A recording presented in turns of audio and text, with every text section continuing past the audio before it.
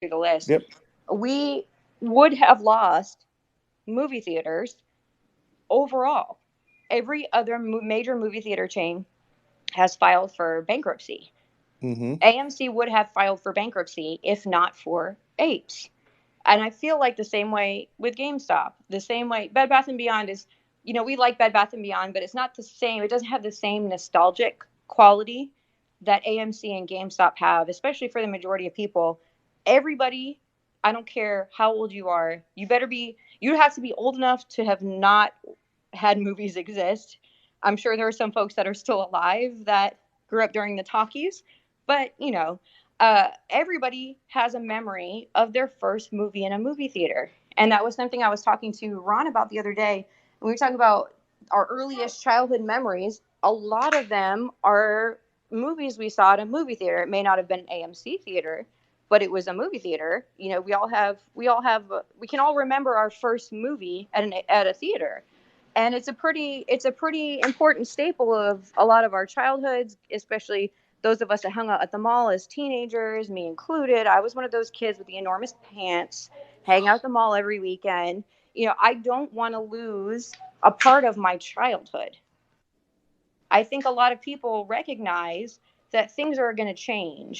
There are so many companies that went away during the pandemic that didn't, they closed doors for what was supposed to be 2 weeks, and it turned into almost 2 years. And so some of those businesses didn't come back at all if they were lucky enough to reopen. Uh, and I feel like there's so many of us. Hey, hey! Hold on one second, guys. Uh, a lot of us are we're going the difference between AMC and all the other stocks is AMC has people going to the theaters. It's something that the general public gets behind. We But went twice. We went when Avatar, and it's a point to, even if you don't really want to like sit there for that amount of time, go see the movie in a theater. Give them that money. Support the business. It's not even about the stocks. It's about the community of people that work there and are tied to us. well, I mean, really, that's what everybody wants to shit all over apes. Even I appreciate people's right to protest, but even a lot of the people in the Occupy SEC group movement, they put AMC and GameStop and Bed Bath and Beyond on the sign, but man, a lot of them don't seem to really like us very much.